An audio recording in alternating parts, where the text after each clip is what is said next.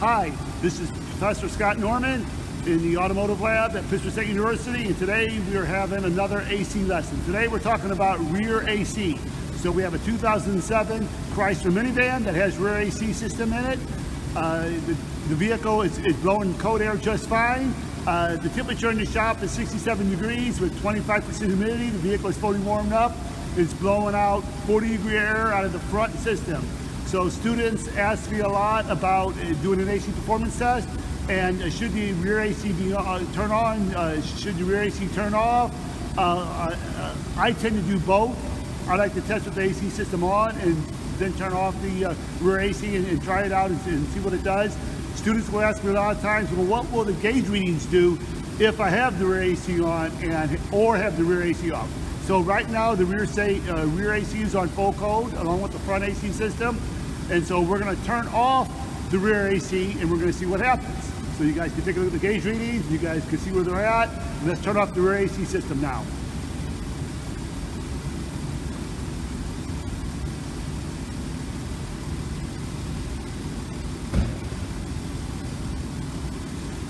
Okay, so the rear AC is turned off and we're going to watch the gauge readings and see what happens. And so in theory, what should happen is that with the rear AC on, the blower motor is on high on the rear system and it is absorbing heat. The refrigerant is absorbing heat, so the pressure on the low side is going to be a little bit higher. When I turn the rear AC off, there's still refrigerant flowing through that rear AC system, through that rear evaporator, but since the blower motor's not on anymore, it's not picking up any heat. It's only picking up just a minute amount of heat. So what you're going to see is you're going to see that pressure just drop just a little bit because the rear AC and the front AC is not on. It's just the front system. So as I take a look at the gauge readings, I'm going to turn around and look at it from the front to be able to see a better angle. Looks like it's down below 30, and when we had the rear AC on, it was above 30. Okay, and so so as I sit here and let it stabilize, we can see it kind of drop a little bit more, a little bit more, a little bit more, because again the AC system just isn't picking up as much heat. The refrigerant's not picking up that heat. It's not evaporating, so my pressure will drop. So to confirm this theory, we're going to turn the rear AC back on, and we're going to see what happens to the gauge reading. So hold on for one moment.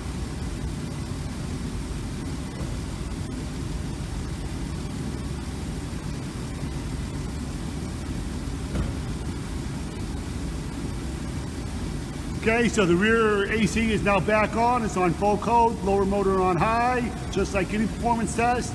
And we should be able to see that the gauge readings are going to slowly start going up a little bit because now both the front and the rear AC system is working and the system is absorbing more heat, more pressure. Up, looks like the AC system just kicked off right there. Up, now it kicked back on again. So we're going to see that it looks like the pressure is probably right around 30, maybe it's going to jump up a little bit higher than that. Up, there the AC kicked on again. So it's getting too cold in the system is what it's doing. And since it's getting too cold in the system shut off. I'm going to have to open up the doors maybe, put it on fresh air, so take it off for recirculation, put it on fresh air to try to stop the cycling from happening. Hold on for a moment.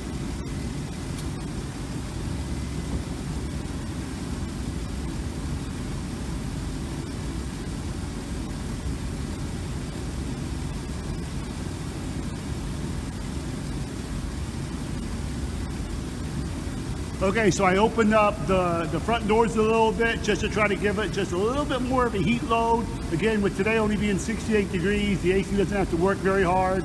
And so it's easy for it to get too cold, and so the AC system will kick off. And so if you take a look at it right now, the pressures have stabilized on the low side of the system, a little bit above 30 because the front and the rear AC is on. Again, this is Scott Norman from Pittsburgh State University, another lesson for my AC students. You guys have a good day.